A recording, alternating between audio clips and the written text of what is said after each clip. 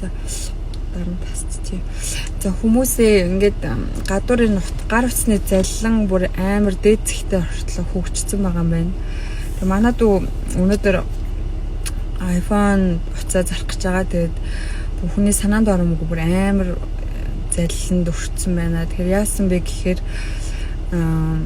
уцаа зарна гэд уцны групп дээр зараа тавиад тэнгуут нэг хүн уцаа чи авъя сонирхъя те гэж хэлээд тэгснээ өөрөө бол авахгүй ингээд манай ихчтэй бэлэг болгож өгөх юм аа чи тэгээд манай ихчэд одоо хүргэж өгөөд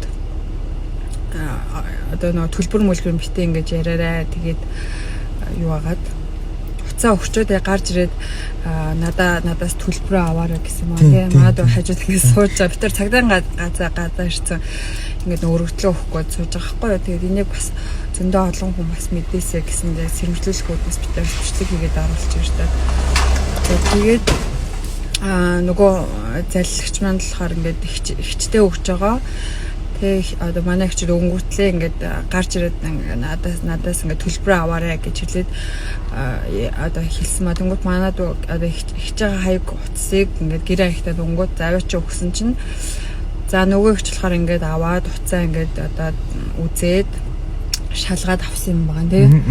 За тэнгүүтлээ ингээд манад болохоор за ингээ би уцаж өгчлөө ингээ төлбөр авъя гэдгсэн чинь нөгөө нь байхгүй болсон юм. Нөгөө нь тэр ихч рүү бичээд мөнгө авчихсан. Тийм. Тэгээд тэнгуут за нөгөө ихчийн хувьд болохоор бас ингээ залилуулсан байхгүй. Яаж вэ гэхээр тэр ихч бас яг өнөөдөр ингээ гар уцаад iPhone авъя гэсэн зар тавиад тэнгуут нөгөө нэг залилэгч маань манай дүүгийн утасны одоо зургийг харъя марыг гэсэн тэр зургийг ингэж ийм утас байна те ингээд хямдхан үгүй өнөөдөр мөнгөнөр гараад ингээд хямдхан өгөх гэж байна гэж хэлсэн байгаа хгүй. Тэнгүүд нөгөө ихч уг нь бол зөндөө хүн холбогцоо гэхдээ бас нөгөө хүн юм авах гэж байгаа юм чи арай хямдын бодоод за тэгвэл чамаас авъя гэж хэлээд ингээд авсан байгаа. Тэгсэн чинь нөгөө хүн болохоор за би ингээд өөрөө бол хотод байхгүй ингээд утас маань одоо бол Улаанбаатарт байгаа. Тэгээ би ингээд UB Cab-аар өгөө жолоочд өгөө явуулъя. Тэгээд утас ангуутлаа над руу төлбөрөө хийгээрэй гэсэн байхгүй да. Тэнгүүд манад яг нь аваачаад өгөөд одоо мөнгө аавна гэж бодчихсон чинь нөгөө нэг ихч болохоор утас ангуутлаа төлбөрөө одоо нөгөө UB Cab-ын жолсон ангуута төлбөрөө хийгээрэй гэсэн хүн ч уусаа төлбөрөө хийн штэ. За тэнгууд манад болохоор бүр ингээд уцчгүй мөнгөчгүй болоод нөгөө ихч болохоор яг уцтай босон гэсэндээ тийм хулгаан нөө заллингийн уц авчиж байгаа болохоор бас ингээд сэвтэй те. Тэнгууд энэ заллагч болохоор яасан бэ гэхээр те 2-2 хүнийг бүр те ингэж бүр холбож байгаад ингэчих таахгүй. Тийм бүр ингээд холбож байгаад бүр амар муу санаатай ингээд нэгнээс нь уц авъя гэд нөгөөс нь болохоор зарыг гэж хэлээд тэнгүүтлээ өөрийнх нь уцыг өөрөөр нөгүүлээд тэнгүүтлээ төлбөрийн нөгөө авсан хүнээс өгөө тэгээ тэнгүүт ингээд ерөнхийдөө бол манад бүр илүү хохирж байгаа гэсэн үг байхгүй юу.